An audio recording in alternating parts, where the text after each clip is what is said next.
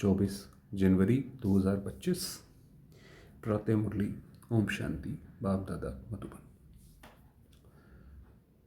मीठे बच्चे, तुम एक बाप के डायरेक्शन पर चलते चलो तो बाप तुम्हारा रिस्पॉन्सिबल है। बाबा ने कहा तुम एक बाबा पे चलते चलो, जो भी होगा उसके लिए बाबा जिम्मेवार है। बाबा अपने आप उसको ठीक करेंगे। बाप का डायरेक्शन है चलते फिरते मुझे याद करो, कुछ भी काम करो बाबा को याद करते रहो। प्रश्न है, जो अच्छे गुणवान बच्चे हैं उनकी मुख्य निशानियां क्या होंगी? वह कांटों को फूल बनाने की अच्छी सेवा करेंगे। माना जो दुनिया में लोग हैं वो तो कांटे हैं, उनको फूल बनाना है ना, बाबा का ज्ञान देना, उनका भी जीवन सुधरे, सुखी हो, है ना, ताकि वो दूसरों को दुख ना दे। तो जैसे कांटों को फूल बनाने की सेवा करेंगे, किसी को भी कांटा नहीं लगाएंगे, कभी भी आपस में लड़ेंगे नहीं। कांटा लगाना माना किसी को दुख देना, तो किसी से लड़ेंगे नहीं, आपस में भी नहीं लड़ेंगे, किसी को भी दुख नहीं देंगे। दुख देना भी कांटा लगाना है। गीत है, ये वक्त जा रहा है, करना है जो भी कर ले, ये वक्त जा रहा है, ऐसे पुराना गीत है। ओम शांति। मीठे मीठे सिकी लदे रूहानी बच्चों ने नंबरवार पुरुषार्थ अनुसार इस गीत का अर्थ समझा कि ये वक्त जा रहा है। इसका अर्थ क्या है? नंबरवार इसलिए कहते हैं क्योंकि कोई तो फर्स्ट ग्रेड में समझते हैं, कोई सेकंड ग्रेड में, कोई थर्ड ग्रेड में, कि भी ये वक्त जा रहा है। फर्स्ट ग्रेड में कैसे है? क्योंकि ये संगम युग है, चलता चला जा रहा है। सेकंड ग्रेड वाले कहेंगे हाँ जा तो रहा है, कुछ करना तो चाहिए, है ना, वो थोड़ा सा करेंगे तो बाद में करेंगे, है ना। थर्ड ग्रेड वाले कहेंगे अरे ये तो ऐसे ही चलता रहता है तो वो थर्ड ग्रेड हो गया। तो समझ भी हर एक की अपनी अपनी है, निश्चय बुद्धि भी हर एक की अपनी है। वही बताया, जिसको जितना निश्चय होगा वो यही सोचेगा कि भाई ये संगम युग निकलता जा रहा है। बाप तो समझाते रहते हैं, ऐसे ही हमेशा समझो कि शिव बाबा इन द्वारा डायरेक्शन देते हैं।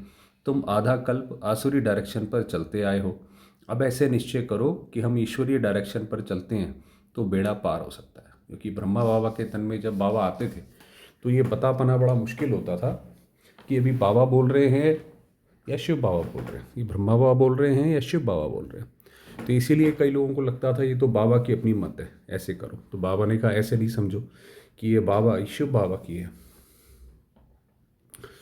तुम आधा कल्प आसुरी डायरेक्शन पर चलते आए हो। आसुरी मतलब दुनिया के हिसाब से जो हमें डायरेक्शन मिले वो हम चलते आए हैं। अब ऐसे निश्चय करो कि हम ईश्वरीय डायरेक्शन पर चलते हैं तो बेड़ा पार हो सकता है। अगर ईश्वरीय डायरेक्शन ना समझ मनुष्य का डायरेक्शन समझा तो मूंझ पड़ेंगे, फिर कंफ्यूज हो जाएंगे। अरे पता नहीं बाबा को हमारी चीज़ पता है कि नहीं पता है, बाबा ने जनरल तो नहीं बताया है।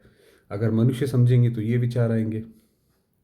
बाप कहते हैं मेरे डायरेक्शन पर चलने से फिर मैं रिस्पॉन्सिबल हूँ ना, कि बाबा के उस पर चले कि भी बाबा ने कहा बच्चे ऐसा करो, निर्मोही बनो, ये करो वो करो, तो फिर बाबा रिस्पॉन्सिबल है।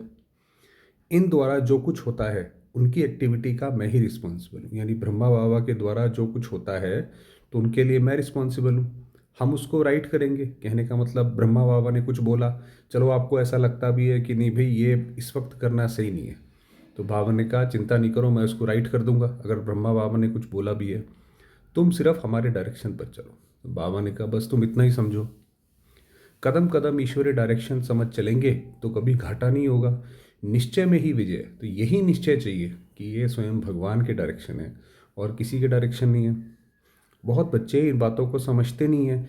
थोड़ा ज्ञान आने से देहाभिमान आ जाता है कि भाई हमें पता है कि बाबा क्या बोलते हैं, सारा ज्ञान ही यही है, 3-4 चीज़ें हैं बस। तो योग बहुत ही कम है।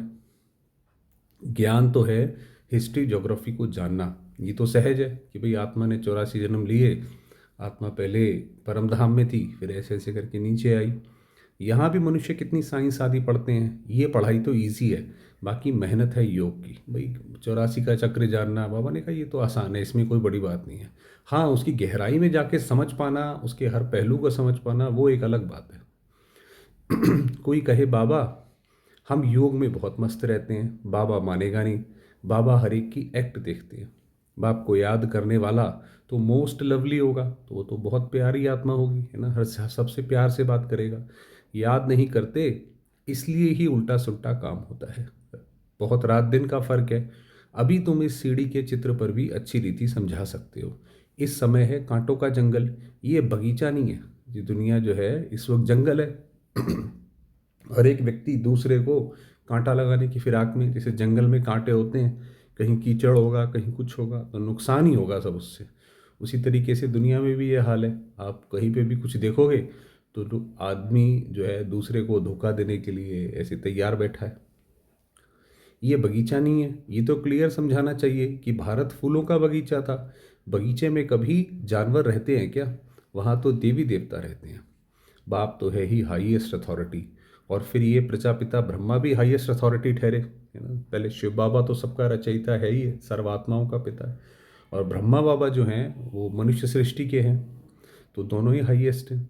ये दादा है सबसे बड़ी अथॉरिटी, शिव और प्रजापिता ब्रह्मा। आत्माएं हैं शिव बाबा के बच्चे और फिर साकार में हम सब भाई बहन हैं, प्रजापिता ब्रह्मा के बच्चे। ये है सबका ग्रेट ग्रेट ग्रैंडफादर। भाई कितने ही धर्म जो है ये ब्रह्मा बाबा कोई अलग अलग नामों से पुकारते हैं, भाई जो भी कहते हैं भाई सृष्टि ऐसे शुरू हुई, तो कोई एडम आदम अलग अलग नाम रखते हैं। ऐसे हाईएस्ट अथॉरिटी के लिए हमको मकान चाहिए। भाई पहले जब होते थे तो यज्ञ में मकान किराए पे लेते थे। बाबा कहते थे ऐसे लिखो, ऐसे तुम लिखो, फिर देखो बुद्धि में कुछ आता है। शिव बाबा और प्रजापिता ब्रह्मा आत्माओं का बाप और सब मनुष्य मात्र का बाप। ये पॉइंट्स बहुत अच्छी है समझाने की कि दोनों में डिस्टिंक्शन हो कि आत्माओं का बाप कौन है और सृष्टि का बाप कौन है। परंतु बच्चे पूरी रीति समझाते नहीं हैं, भूल जाते हैं। ज्ञान की मगरूरी चढ़ जाती है कि भाई हमें तो अब आ गया सब, कोई बात नहीं।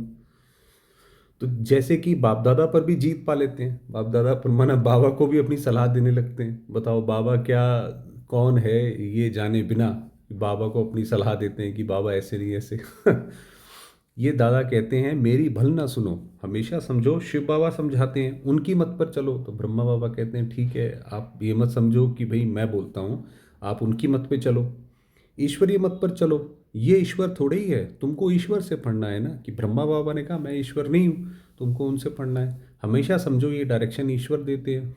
ये लक्ष्मी नारायण भी भारत के ही मनुष्य थे, ये भी सब मनुष्य हैं, परंतु ये शिवालय के रहने वाले हैं, इसलिए सब नमस्ते करते हैं।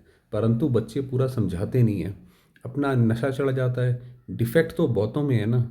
जब पूरा योग हो तब विकर्म विनाश हो। तो बाबा से जब हमारा पूरा योग होगा तब हमारे विक्रम विनाश होंगे। विश्व का मालिक बनना कोई मासी का घर थोड़ी है। बाबा देखते हैं माया एकदम नाक से पकड़कर गटर में गिरा देती है। नाक से पकड़कर, जैसे कोई नाक से पकड़ ले तो उसे सांस भी नहीं आता, तो ऐसे ही वो मुरली भी नहीं सुन पाते, तो जैसे सांस ही नहीं आता और फिर गटर में विकार में गिरा देती है। बाप की याद में तो बड़ी खुशी में प्रफुल्लित रहना है। सामने एम ऑब्जेक्ट खड़ी है, भाई अपने घर में आपके चित्र हो श्री लक्ष्मी नारायण का, उनको देखो कि ये लक्ष्य है। हम ये लक्ष्मी नारायण बन रहे हैं। भूल जाने से खुशी का पारा नहीं चढ़ता है। अब हम इधर उधर बिजी हो जाते हैं, भाई काम में बिजी हो गए, कुछ हो गए, तो ये भूल जाते हैं, तो खुशी जो होती है वो ख़त्म हो जाती है। कहते हैं हमको निष्ठा में बिठाओ, तो पहले जब योग कराते थे तो सामने एक बहन बैठती थी निष्ठा में, वो योग कराती थी। निष्ठा मतलब जैसे कि उसमें कोई हिलना डुलना नहीं होता था। तो वो बाबा कह रहे हैं, कई बच्चे बाबा से कहते हैं बाबा निष्ठा में बिठाओ। बाहर में हम याद नहीं कर सकते हैं, कि बाहर में हम जब जाते हैं तो याद नहीं कर सकते हैं, याद में नहीं रहते हैं, इसलिए कभी कभी बाबा भी प्रोग्राम भेज देते हैं, परंतु याद में बैठते थोड़े ही हैं। बुद्धि इधर उधर भटकती रहती है। अभी बाबा जैसे अभी आता रहता है मधुबन से, जैसे अभी चल रहा है कि मनसा सकाश दो, तो ऐसे आता रहता है। तो बाबा ने कहा उसमें भी बैठते नहीं हैं। बाबा अपना मिसाल बताते हैं, नारायण का कितना पक्का भक्त था, जहाँ तहाँ साथ में नारायण का चित्र रहता था। ब्रह्मा बाबा को श्री नारायण के बहुत भक्त थे, फिर भी पूजा के समय बुद्धि इधर उधर भागती थी। इसमें भी ऐसा होता है। बाप कहते हैं चलते फिरते बाप को याद करो, परंतु कई कहते हैं बहन निष्ठा करावे, कि अभी सामने बहन जी बैठे हैं, तो क्या होता है उनका जब योग लगता है तो सामने जो बहन बैठी है उससे दूसरों का भी योग लग जाता है, तो इसीलिए कहते हैं भाई उनको करावे। निष्ठा का तो कोई अर्थ ही नहीं है। बाबा हमेशा कहते हैं याद में रहो, है ना। बाबा कहते हैं ये सब नहीं करो निष्ठा में, बस आप एक बाबा की याद में काम करते हुए एक बाबा को याद करो। निष्ठा का तो कोई अर्थ ही नहीं है।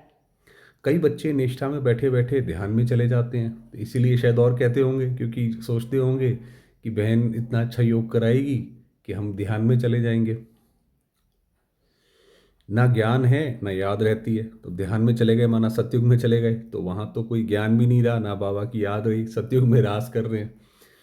तो या फिर झुटके खाने लग पड़ते हैं, बहुतों को आदत पड़ गई है। ये तो अल्पकाल की शांति हो गई, चलो भाई उस वक्त शांति हो गई, थोड़ी नींद आ गई, झपकी आ गई, तो उन्हें लगता है भाई चलो जैसे रिज्यूनेट हो गए। इसमें ही बड़ी मेहनत है अपने को। अच्छा, तो अल्पकाल की शांति हो गई, गोया बाकी सारा दिन अशांति रहती है। चलते फिरते बाप को याद नहीं करेंगे तो पापों का बोझा कैसे उतरेगा।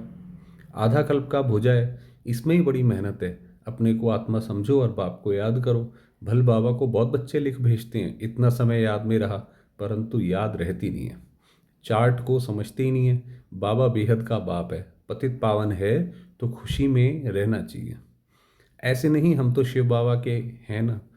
अब ये क्या मतलब है, ये जो कई बच्चे हैं वो बाबा को याद नहीं करते, बस मन में ही सोच लिया अरे हम तो हो गए ना शिव बाबा के। तो जैसे कि वो याद जो है वो मर्ज हो जाती है, नीचे चली जाती है। कोई पूछे शिव बाबा याद है, अरे बाबा तो हमेशा ही याद है, क्या बात करते हो आप।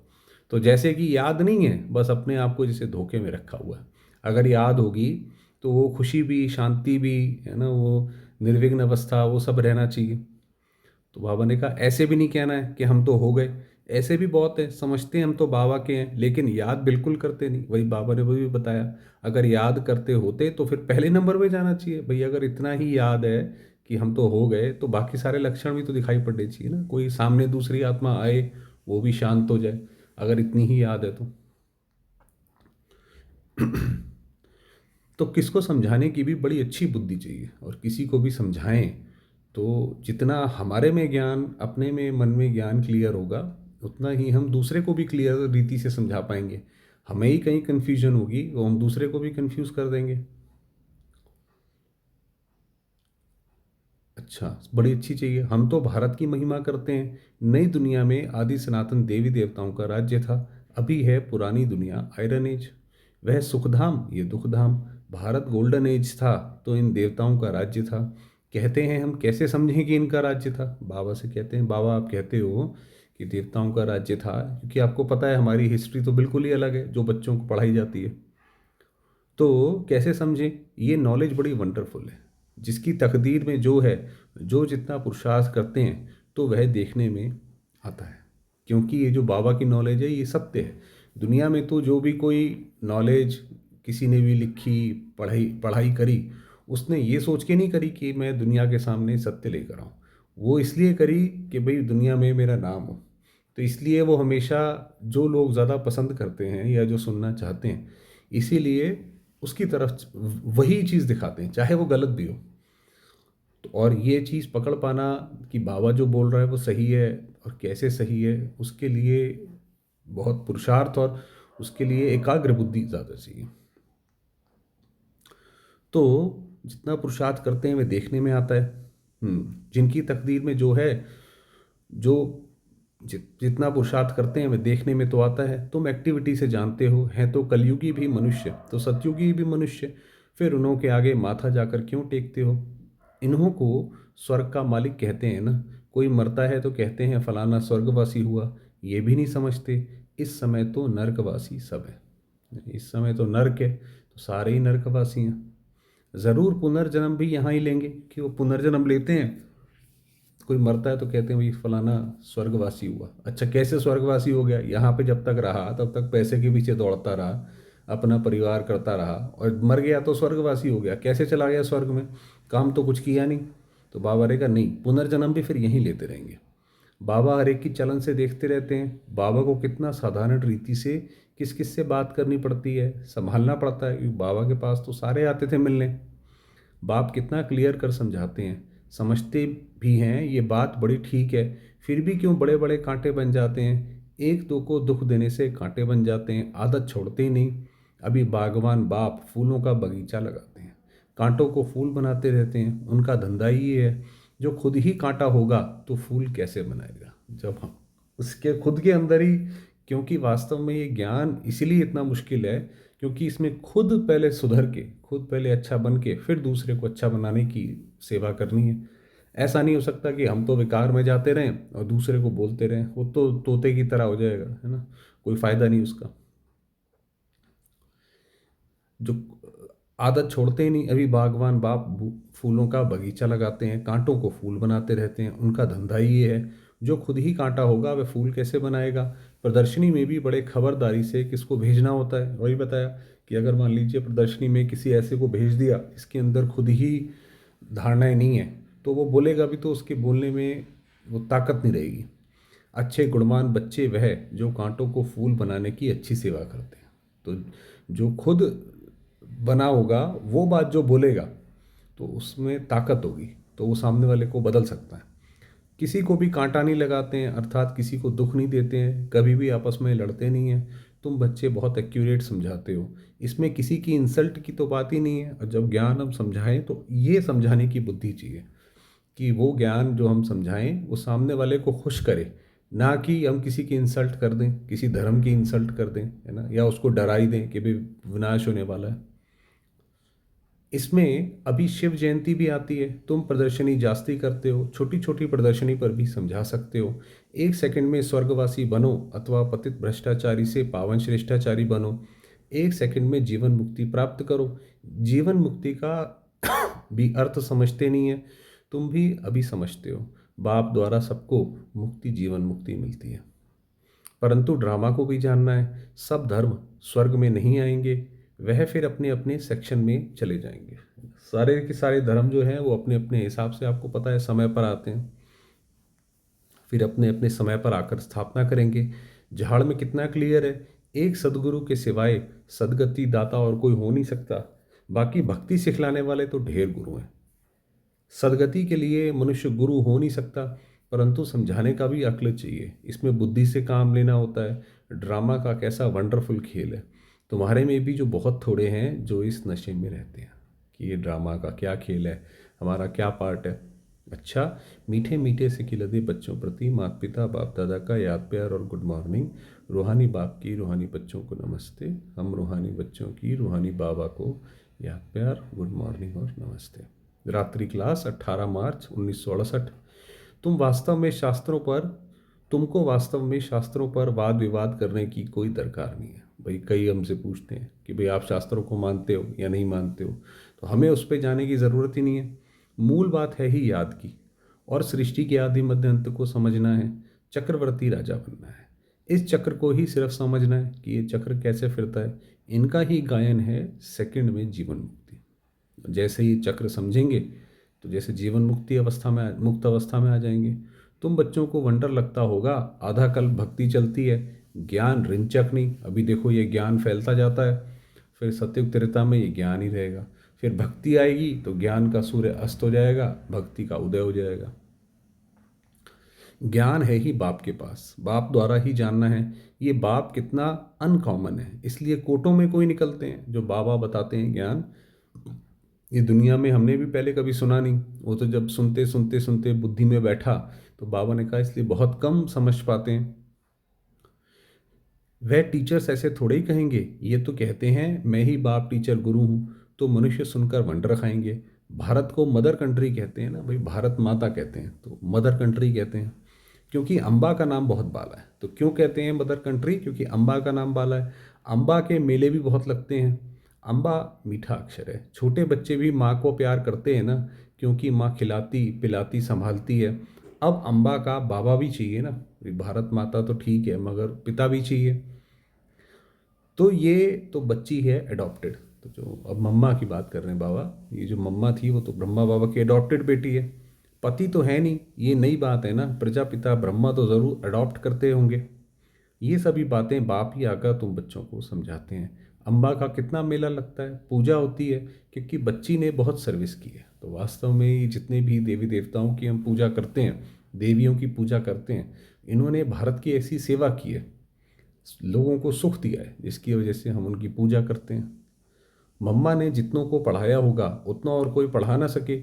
मम्मा का नामाचार बहुत है, मेला भी बहुत बड़ा लगता है। अभी तुम बच्चे जानते हो, बाप ने ही आकर रचना के आदि मध्य अंत का पूरा राज तुम बच्चों को समझाया है। तुमको बाप के घर का भी मालूम पड़ा है, बाप से भी लव है तो घर से भी लव है। अब हमें पता पड़ा है कि भाई हम कहाँ से आए हैं, तो हमें दोनों जगह हमारा प्यार है।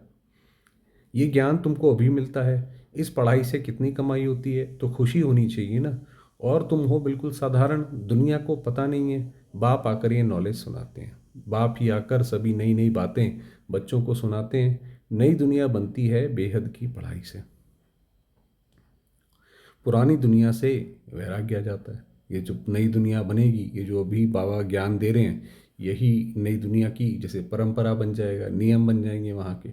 और पुरानी दुनिया तो एक विनाश हो जाएगी। इससे वैराग्य आ जाता है कि भई अब इसका क्या, इससे क्या मुंह रखें। तुम बच्चों के अंदर में ज्ञान की खुशी रहती है। बाप को और घर को याद करना है। घर तो सभी को जाना ही है, बाप तो सभी को कहेंगे ना, बच्चों हम तुमको मुक्ति, जीवन मुक्ति का वर्षा देने आया हूँ। फिर भूल क्यों जाते हो, मैं तुम्हारा बेहद का बाप हूँ, राजयोग सिखलाने आया हूँ। तो क्या तुम श्रीमत पर नहीं चलेंगे? बाबा कहते हैं भाई मैं सिखाने आया हूँ तो श्रीमत पर नहीं चलेंगे, फिर तो बहुत घाटा पड़ जाएगा। ये है बेहद का घाटा। बाप का हाथ छोड़ा तो कमाई में घाटा पड़ जाएगा। बाबा के उससे निकले तो दिक्कत हो जाएगी। अच्छा, गुड नाइट। ओम शांति। ओम शांति। धारणा के लिए मुख्य सार है, एक बाप की याद से मोस्ट लवली बनना है। चलते फिरते कर्म करते याद में रहने की प्रैक्टिस करनी है। जो ऊपर बाबा ने बोला कि भाई कई बच्चे कहते हैं निष्ठा में बिठाओ, तो वो नहीं है निष्ठा में बैठना में। कुछ भी काम करो, बाबा को याद करते रहो। बाप की याद और खुशी में प्रफुल्लित रहना है। कदम कदम ईश्वरीय डायरेक्शन पर चल, हर कार्य करना है। अपनी मगरूरी नहीं दिखाना है, जो बाबा कहते हैं उस हिसाब से चलो। ये नहीं कि अब तो मुझे ज्ञान समझ आ गया, अब मैं बताऊंगा कैसे चलना है, ऐसे नहीं। कोई भी उल्टा सुल्टा काम नहीं करना है, मूंझना नहीं है। वरदान दिया, साधारण कर्म करते भी ऊंची स्थिति में स्थित रहने वाले सदा डबल लाइट। बहुत अच्छा वरदान है। जैसे बाप साधारण तन लेते हैं, वही ब्रह्मा बाबा के तन में शिव बाबा आए। जैसे आप बोलते हो वैसे ही बोलते हैं। जो वैसे बताया अभी कि ब्रह्मा बाबा भी जब बोलते थे तो ऐसा नहीं कोई कह सकते कि भाई कोई कुछ बदलता था। बहुत मुश्किल होता था ये बताना, ये इसमें शिव बाबा हैं कि नहीं। वैसे ही चलते हैं तो कर्म फल साधारण है, लेकिन स्थिति ऊंची रहती है। तो हमारी भी, हम कर्म कोई भी करें, स्थिति हमारी ऊंची रहे कि मैं कौन सी आत्मा हूँ, किस लिए आई हूँ, कहाँ जाना है। ऐसे ही आप बच्चों की भी स्थिति सदा ऊंची हो। डबल लाइट बन ऊंची स्थिति में स्थित हो। भाई एक तो मैं आत्मा लाइट, और दूसरा हर एक कर्म के बंधन से भी लाइट। तो कोई भी साधारण कर्म करो, सदैव यही स्मृति में रहे कि अवतरित होकर, अवतार बन करके श्रेष्ठ कर्म करने के लिए आए हैं। कि हम अवतरित होकर ये कर्म अवतार बन के जैसे हमने करना है, तो साधारण कर्म अलौकिक कर्म में बदल जाएंगे, तो वो कर्म फिर अलौकिक हो जाएगा। स्लोगन है, आत्मिक दृष्टिवृत्ति का अभ्यास करने वाले पवित्रता को सहज धारण कर सकते हैं। तो पवित्रता जीवन में आती जाएगी। अपनी शक्तिशाली मनसा द्वारा सकाश देने की सेवा करो। जितना स्वयं को मनसा सेवा में बिजी रखेंगे, उतना सहज माया जीत बन जाएंगे। तो बाबा ने कहा और कुछ भी नहीं करो, बस यही यही देखते रहो कि मैं आत्मा, बाबा की किरणें मुझ पर पड़ रही हैं और उससे सारी दुनिया में फैल रही हैं। सिर्फ स्वयं के प्रति भावुक नहीं बनो, लेकिन औरों के प्रति भी शुभ भावना, शुभ कामना द्वारा परिवर्तन करने की सेवा करो। भावना और ज्ञान, स्नेह और योग दोनों का बैलेंस हो। भाई किसी की भावना में इतने भी ना चले जाओ कि ज्ञान ही छूट जाए, और इतने भी रूखे ना हो कि सामने वाले को लगे भाई ये तो बिल्कुल ही रूखे हैं। तो दोनों ही ना हो। कल्याणकारी तो बने हो, अब बेहद विश्व कल्याणकारी बनो। ओम शांति।